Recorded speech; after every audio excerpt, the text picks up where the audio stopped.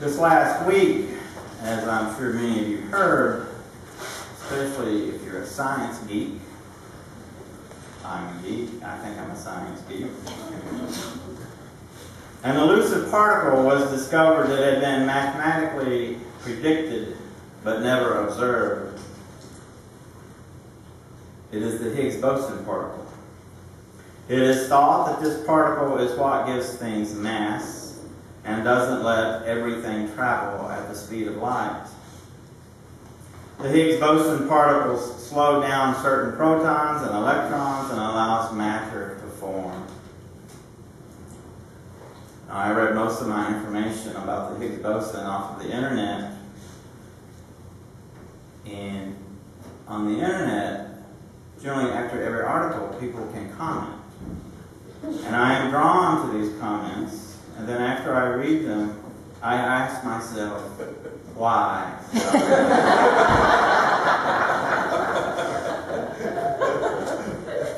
There tends to be a lot of vitriol associated with just about every subject, whether it's a recipe or the direction of our economy, or in this case, a scientific discovery.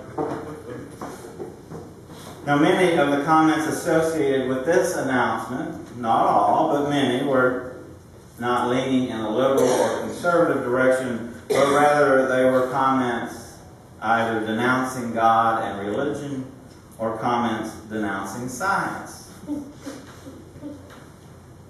Many comments made concerning the announcements of the Higgs boson particle discovery tried to say that this discovery proved that there is no God.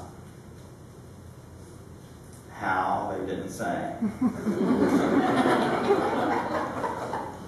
Now, as someone who worked in the science field for 25 years, trying to make the invisible visible, and now is working in the spiritual realm, trying to make the invisible visible, I find both of these polarized groups, to be particularly damaging to our fabric of life. But at this moment, I find the ultra-pro-science group denouncing God to be the most damaging at this moment. Not damaging to God, because God can defend God, but damaging to those who are suffering in body and mind and in spirit and are in need. And sometimes all we have that comforts us is our loving relationship with God. And any attempt to take away from us that relationship, I feel, is devastating. Science and religion walked hand in hand up until the Renaissance, until the age of reasoning. Then they departed company in the West and have been casting aspersions against each other ever since. They don't remember their long past. Still, we celebrate together scientific accomplishments of our age, but on different sides of the room. And there is enough blame to go around for both sides. It seems that each thinks they know the other's motives, and thus tend to have nothing to do with the other. They each think they know the other's past, and want nothing to do with the other. Assumptions are made and accusations are lodged. Motivations are questioned, and the fear of the other, the fear of the unknown, becomes the absolute guide for non-relationships. And when relationships break down, the past overshadows the future. The past becomes more important than the future. We see it now in all aspects of our personal and societal lives. John Carroll, the author of The Existential Jesus, uses the Gospel of Mark to look at Jesus' life. In it, he suggests that Jesus may have been very troubled by the possible dissolution of the 12 disciples that he had gathered. And because of that, the subsequent dissolution of his ministry. John Carroll suggests that Jesus needed to go home, back to what was thought to be the familiar. Can't you just hear Ella Fitzgerald or Doris Day, as I reminded earlier, sing the lyrics to Sentimental Journey as Jesus and his tribe go to Nazareth? Going to take a sentimental journey, going to set my heart at ease, going to make a sentimental journey to renew old memories. Never thought my heart could be so yearning. Why did I decide to roam? Gotta take that sentimental journey home. I spared you singing it. On September the 11th, 2001, I was at home alone and watched on TV as the second jetliner crashed into the second tower of the World Trade Center. With tears in my eyes and in a very surreal, semi-conscious state, I picked up the phone and called home.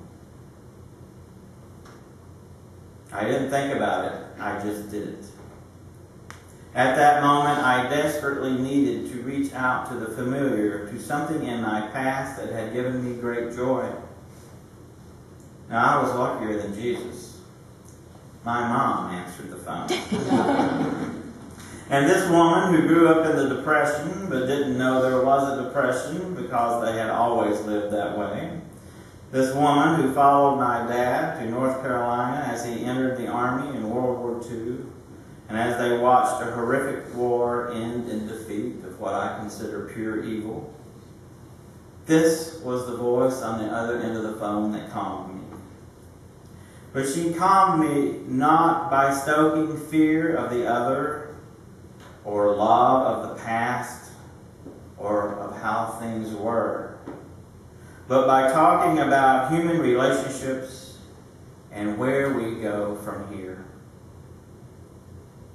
If Jesus was trying to find the familiar in the past because of what lay ahead, he was unsuccessful at Nazareth. Any familial consolation was overridden by societal culture and tradition. Now maybe some might say the reason he was treated in such an angry way at Nazareth was because he had redefined family as those who do the will of God, even as his own family waited to see him earlier in Mark's Gospel.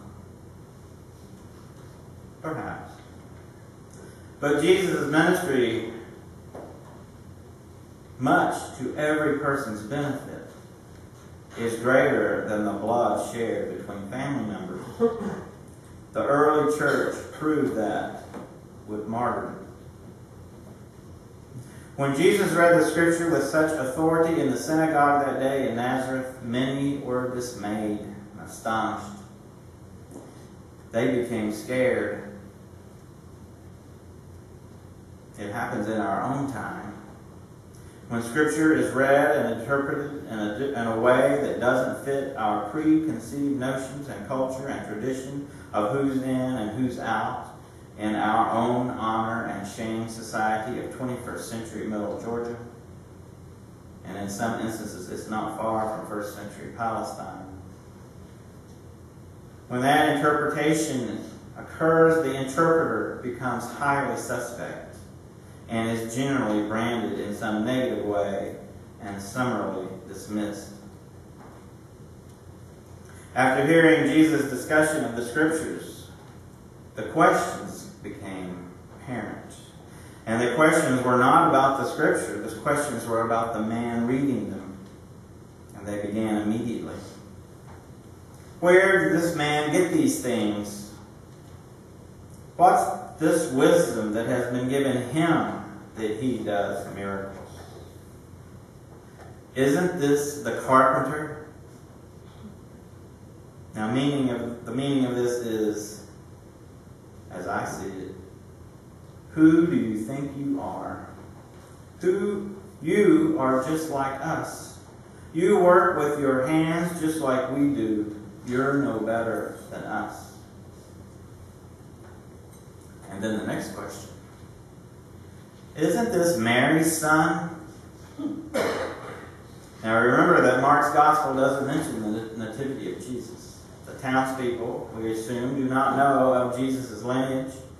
And by saying Mary's son, we can infer that Joseph has died, since the common expression in that context would have been to refer to a son as the father's son. But there is a very sinister side to this identification question as well. Jesus, being the eldest son, would have been, after his father's death, expected to stay. Tradition and culture would have expected him to stay home and take care of the family business and take care of his mother and younger siblings. He broke tradition by becoming an itinerant teacher and now returns home with 12 more itinerants. Mark says the people of Nazareth took offense to him. Offense is the NRSV version, the translation of the Greek. In other versions, the translation of the Greek for offense is they were scandalized by him. I like that translation better.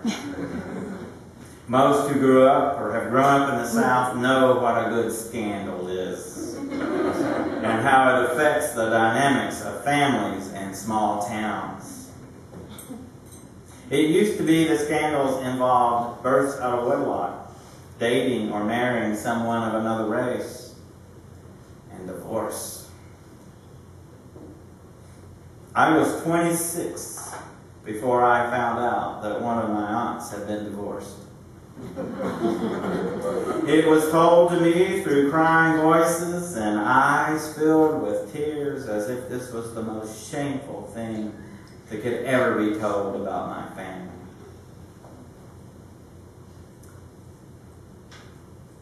Not much later, I gave them something else.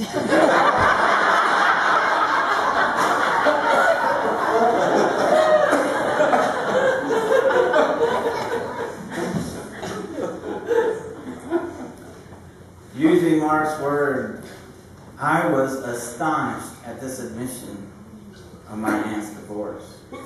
Not astonished at the divorce, but astonished about the energy used to keep this a secret for 40 years. In the push to keep things just so, to keep them as they have always been, certain things are ignored and communication ceases. Why did Jesus go back to Nazareth? Was he trying to find something in the past to help him with his scandalous future? Was he looking for something that could never be again? Thomas Wolfe's "You Can't Go Home Again" certainly raises questions about returning home to pick up where one left off as if nothing ever happened. Once we leave home, and most of us in this room have experienced that, we are different. Things change, primarily because we change. We become more independent.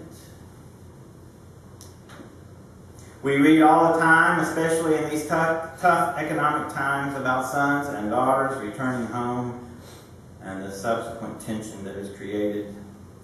New dynamics are created. Some are sustained and some are not. I would say that one can go home again, but maybe not to the same home. Heraclitus, a 5th century BC philosopher, one that Jesus may have heard of, said, "A person can't walk into the same river twice."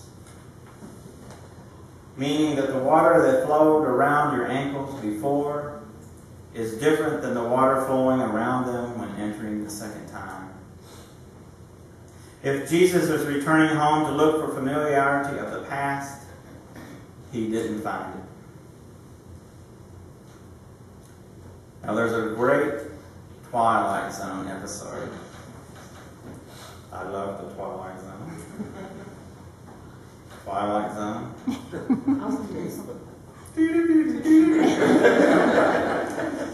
Season 2, Episode 9, to be exact. That depicts a man who wants to return to his past. It's entitled The Trouble with Templeton. And this man is described as a nostalgic actor who revisits his late wife and friends at their old haunt, only to find he is now out of place there. The persons of Mr. Templeton's past convince him that he is to live his life now, not as it was. His late wife says, "Why don't you go back from where you came from? We don't want you here." And that's the line that drives him back, to make him want to enter again into his present life. Of all the Gospels, Mark reminds me most of the Twilight Zone. Nothing is quite like it seems, and logic doesn't play well in it. This episode of Mark's Gospel, Jesus returning to the family and friends in Nazareth, could certainly have been narrated by Rod Serling. If Jesus was becoming nostalgic or was lonesome for what was, the characters in Nazareth convinced him otherwise. After the encounter at Nazareth, we also heard something else in Mark's Gospel. Then Jesus went around teaching from village to village, calling the 12 to him. He sent them out 2 by 2 and gave them authority over evil spirits.